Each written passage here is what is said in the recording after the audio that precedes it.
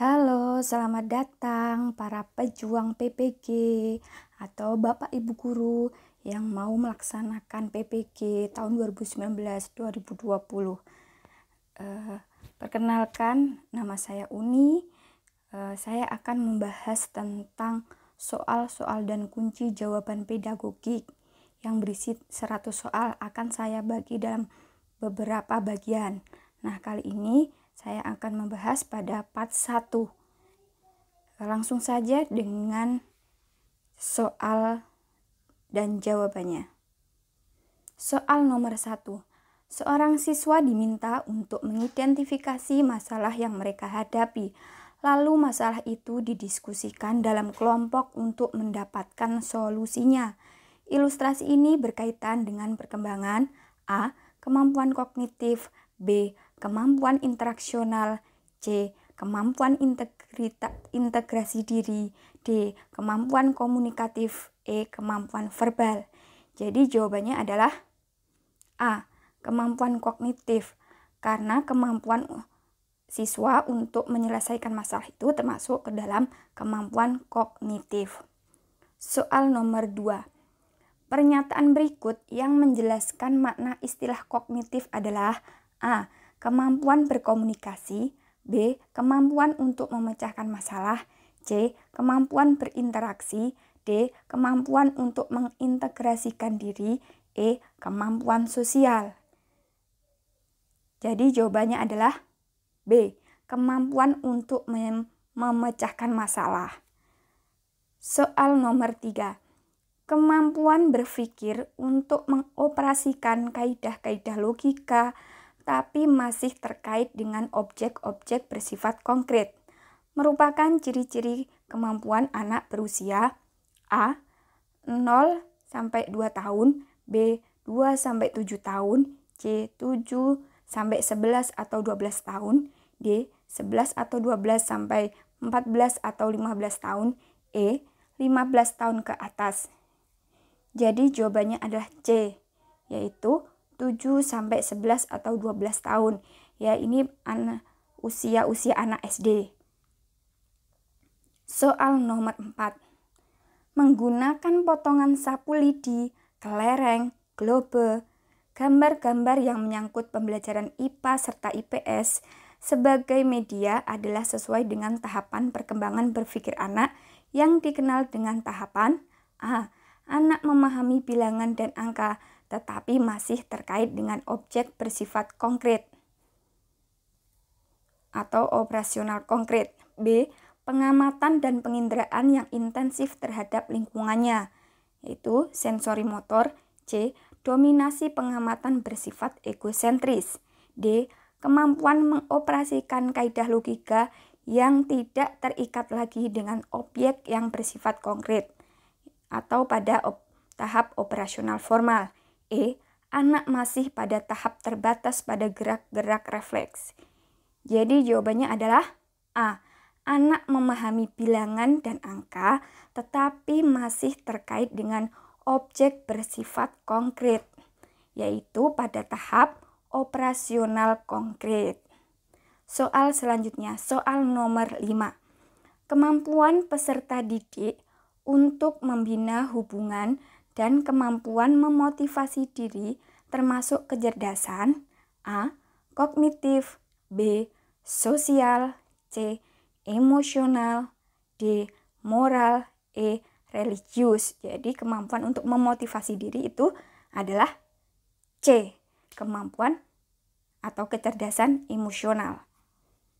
Baik, selanjutnya soal nomor 6. Seorang peserta didik selalu ingin mendominasi dalam suatu kelompok belajar. Dia tidak memberi kesempatan anggota lain untuk mengemukakan pendapat. Jika teman lain yang memimpin dan mengendalikan jalannya diskusi, ia memisahkan diri dan cenderung belajar sendiri. Peserta didik tersebut mengalami permasalahan dalam perkembangan A. Sosial emosional, B. Kognitif, C. Moral, D. Spiritual, E. Afektif. Jadi jawabannya adalah A. Sosial emosional. Soal nomor 7. Peserta didik telah memiliki moralitas yang benar-benar diinternalisasikan dan tidak didasarkan pada standar-standar orang lain.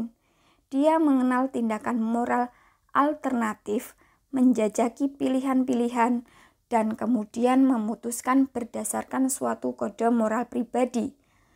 Hal ini merupakan contoh perilaku moral spiritual pada tahapan A. Penalaran pasca konvensional, B. Penalaran konvensional, C. Penalaran prakonvensional, D.